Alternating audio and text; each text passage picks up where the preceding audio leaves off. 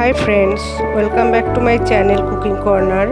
आमी चिंगड़ी माछेर कालिया करे देखाচ্ছি আজকে। আমি 300 গ্রামের মতো চিংড়ি মাছ নিয়েছি। একটু নুন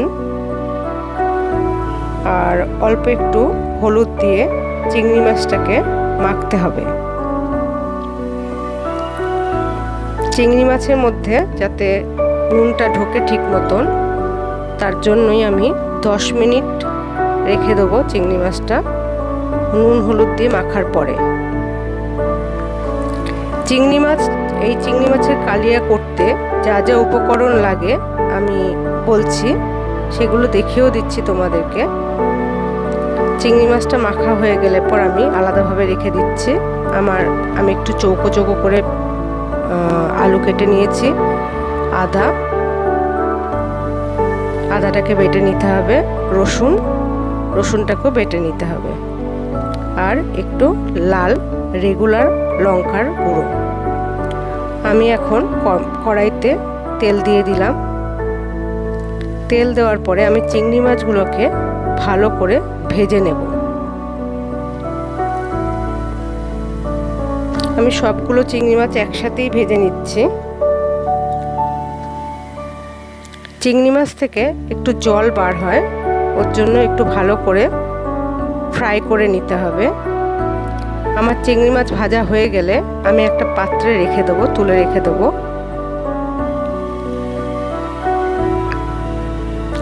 চিংড়ি মাছ ভাজা হয়ে গেছে, আমি পাত্রে তুলে রেখে দিয়েছি।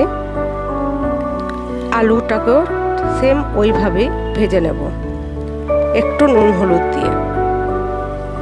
ভেজে নেওয়ার পরে আমি সেম ওইভাবেই আবার আলুটাকেও তুলে রেখে দেব। আলু ভাজা হয়ে গেছে, আমি আলাদা পাত্রে তুলে রাখছি। আমি আর তেল দেব না, ওই তেলে একটু তেজপাতা ফোড়ন দেব। দুটো তেজপাতা দিয়ে দিয়েছি। একটা সুগন্ধ বেরোলে পরে আমি আদা আর রসুনের পেস্টটাও দিয়ে দিয়েছি, লঙ্কাটাও দিয়ে দিলাম, একটু হলুদ দিয়ে দিলাম, একটু কাশ্মীরি লঙ্কার গুঁড়ো দিলাম, আর একটা টমেটো কেটে রেখে দিয়েছিলাম, টমেটোটাও দিয়ে দিলাম। দিয়ে একটু জল দিয়ে দিয়েছি, আলুগুলো দিয়ে দিচ্ছি। আলুগুলো দেওয়া হয়ে গেলে ভালো করে এটাকে মিশিয়ে নিতে হবে।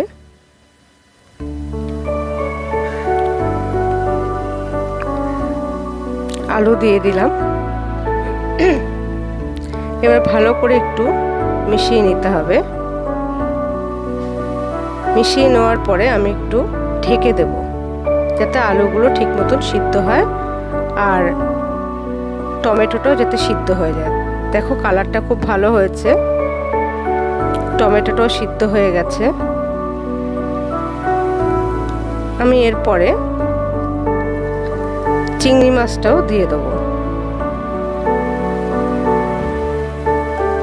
চিংড়ি মাছটা দেওয়ার পরে ভালো করে চিংড়ি মাছটাকে মিশিয়ে নিতে হবে, যাতে চিংড়ি মাছটা ঠিকমতো মশলার মধ্যে মিশে যায়। চিংড়ি মাছটা মেশানো হয়ে গেছে, আমি অল্প একটু জল দেব। অল্প জল দিয়ে আমি আবারও একটু ঢেকে রেখে দেবো।